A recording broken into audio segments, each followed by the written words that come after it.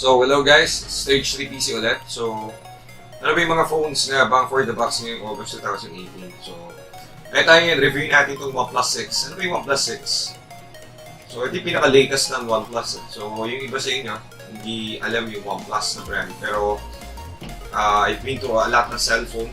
Actually, yung shop namin, more on focus sa iPhones. So, lahat ng iPhones try ko na, tried and tested. So, ang iPhones kasi is, ang binibili mo is the brand name eh. Pero the specs, ako kasi pag binibili ako specs-wise, lagi kong tinitignan yung specs. So, kung ano yung bang for the box. So, eto yung OnePlus 6.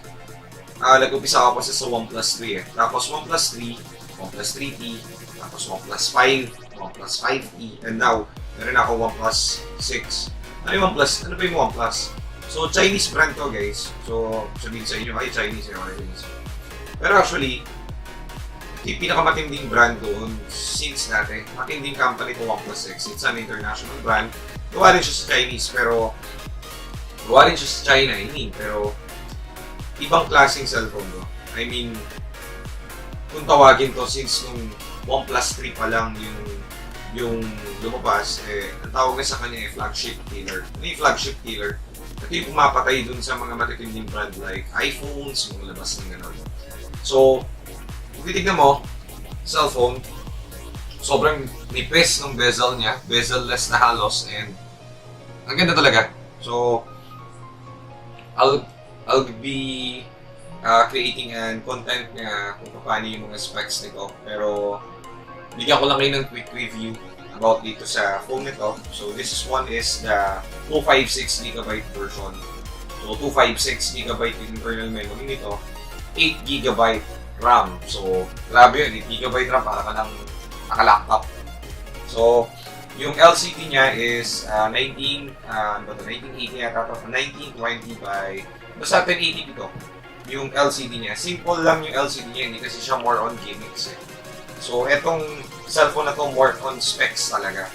So, unlike dun sa, kunwari, Samsung Note 9, hindi kakayanin yung specs ng Samsung Note 9 yung specs nito.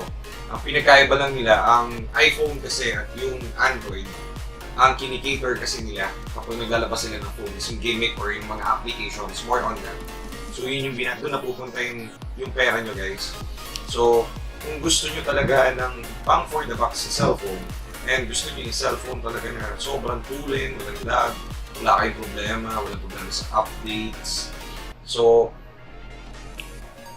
I mean, try nyo kasi yung OnePlus 6, ibang iba talaga. Talagang sobrang cool yung phone. Specs talagang top of the line talaga. Kumbaga.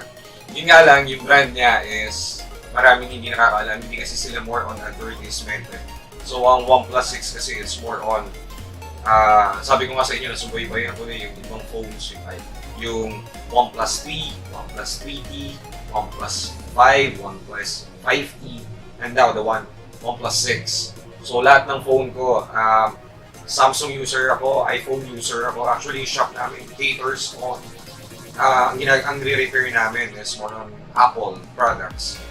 Pero, ayun nga, nung na-introduce sa akin to, or na-check out ko yung product na to, na-review ko, sobrang ganda ng specs niya. Fingerprint lahat, sobrang wise, sobrang accurate, sobrang ganda.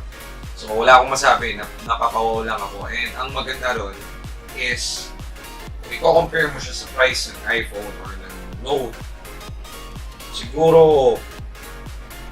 magre-range na, nabili ko to last 5 months ago. Ano siya eh, mga, siguro parang nasa 30,000 nung umilabas. Pero, ngayon, siguro mga ano na lang to, nasa 28, 27 something. Pero kung i-compare mo siya, mas high-end pa to sa iPhone 10. Parang ganun.